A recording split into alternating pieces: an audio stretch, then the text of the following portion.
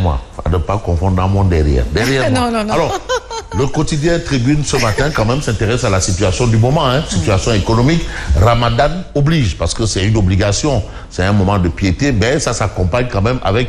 Non, il y a toujours des mesures d'accompagnement, toujours. Il faut du tanarma, il y en a d'autres qui organisent, vous savez cela mieux que moi. Mais le problème qui se pose, c'est quoi? Cette situation quand même intervient à un moment pas du tout gai au plan économique. Est-ce qu'il y a une certaine, ou bien probablement peut-être une, je veux dire, un malheur économique? Oui. Bon. On a la situation économique à la une de la Tribune, le quotidien du groupe des médias d'indiquer la situation est assez catastrophique. Alors, Ramadan est quand même impacté. La cherté de la vie affecte le jeune, la cherté de la vie. Parce que quand même, c'est une situation assez particulière. La vie chère. Aujourd'hui, par exemple, on a le double des prix, presque un peu partout.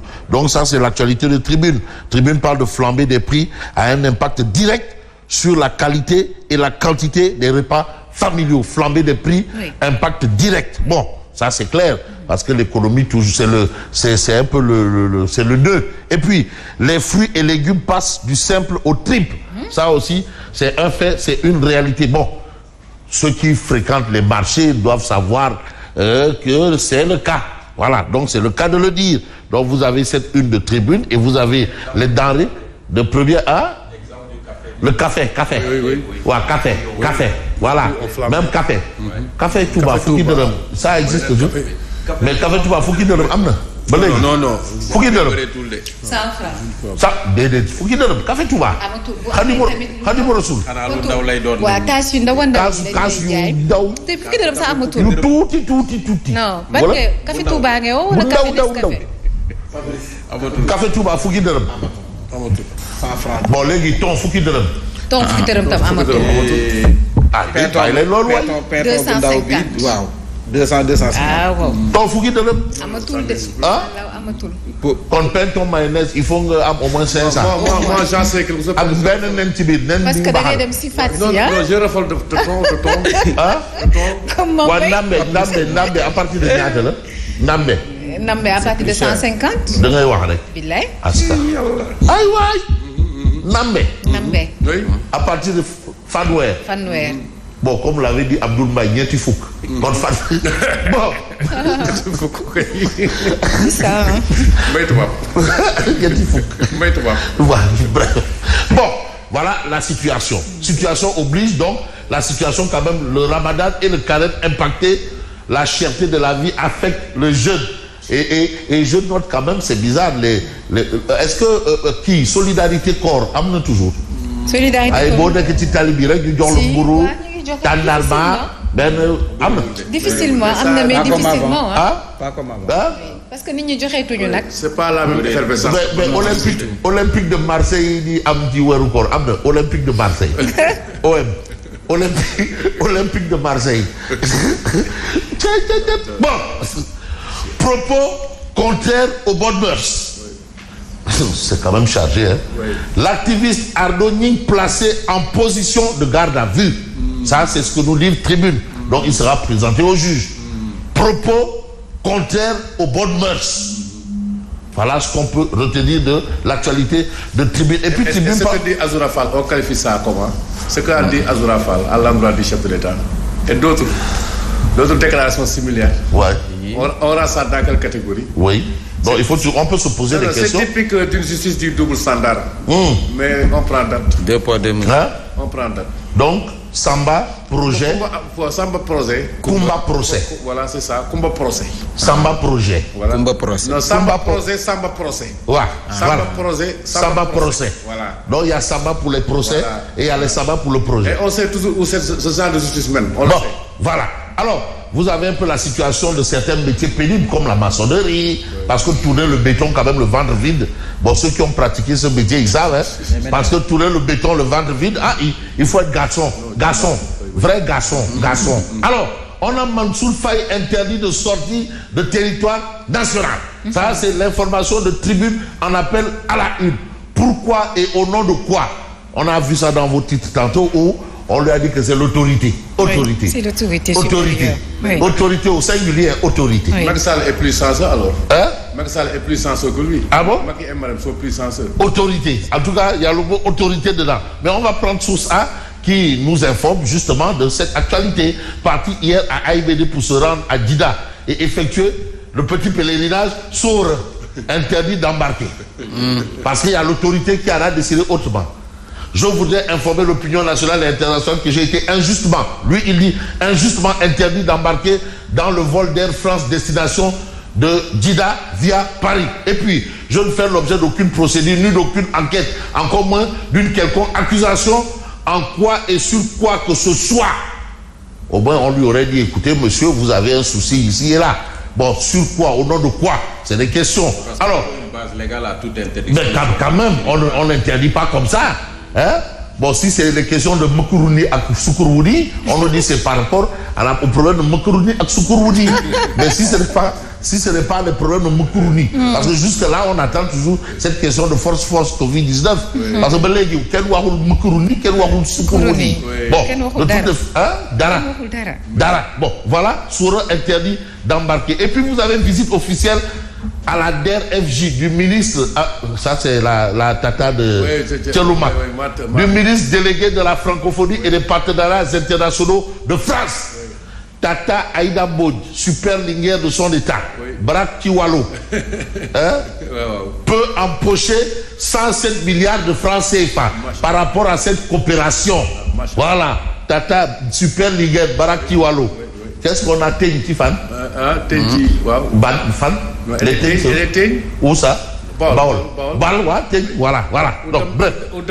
Voilà. Donc, vous avez Walf Quotidien qui nous amène au port autonome de Dakar. C'est vrai qu'on parle beaucoup, cette tension parle beaucoup de AIBD, aéroport et port. Bon, en attendant que peut-être Beau et Bariché en braille aussi, on ne sait pas. Aéroport et port. Et là, probablement les transitaires, peut-être ils auront de quoi dire Ouali, Djibi, Ouali. Bon, port de Dakar, les transitaires se tournent les pouces, se rongent les ongles, c'est la galère, il n'y a pas de boulot, il n'y a rien à faire. Alors, vous avez Ablaïlo qui est transitaire, mais qui soutient qu'en réalité, les chiffres de l'ANSD reflètent la réalité. Djibi, Ouali, les chiffres de l'ANSD reflètent la réalité. En tout cas, Ouali, lui, il a ses chiffres. Et aujourd'hui, Djibi, donc Abdoulaye Lo, lui, il dit que c'est la réalité.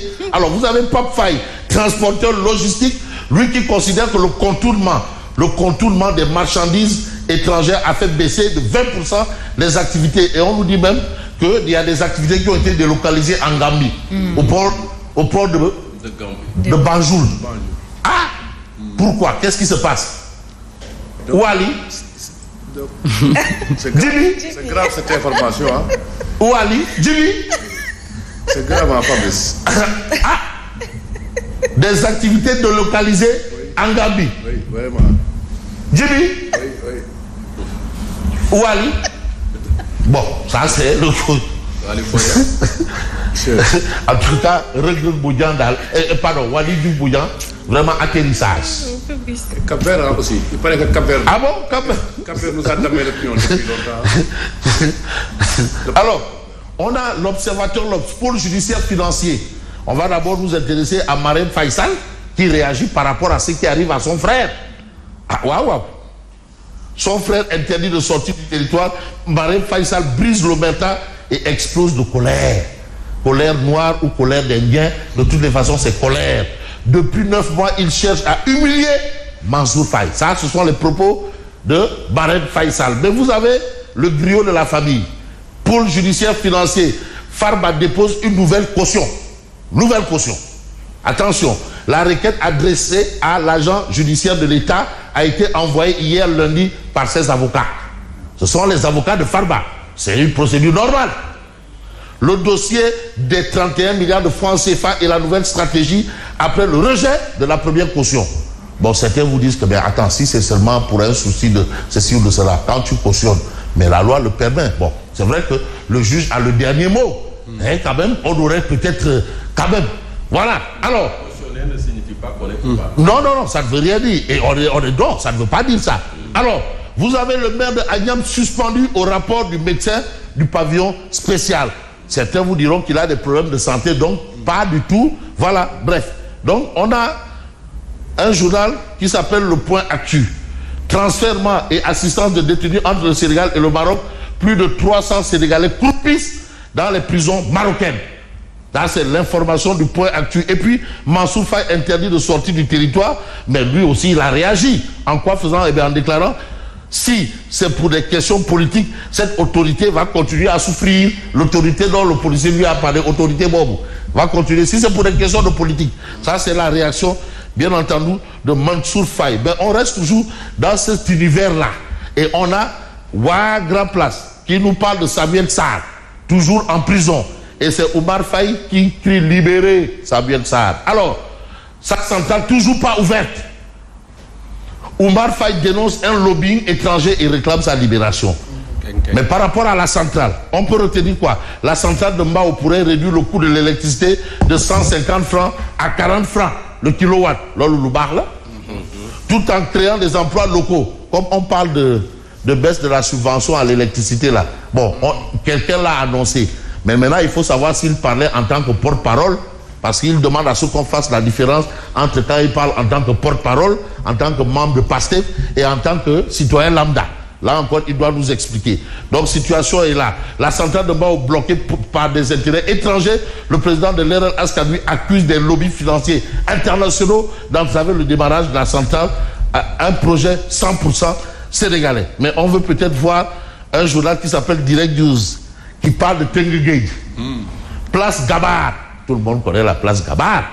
Devenue Allée Gaye Diop. L'histoire jamais racontée de ce notable Rufisquois. Gabar. Vous savez, Rufisque a une particularité. Ah oui. Et qui parle de Rufisque ne peut pas ne pas évoquer un nom. Un nom. Ndoye. Ndoye. Hein? Ouais. Place Gabar. Oui, il y a Gabar Ndoye. Ah oui. Attends. Non, je veux parler de Samir Abouris. Non, non,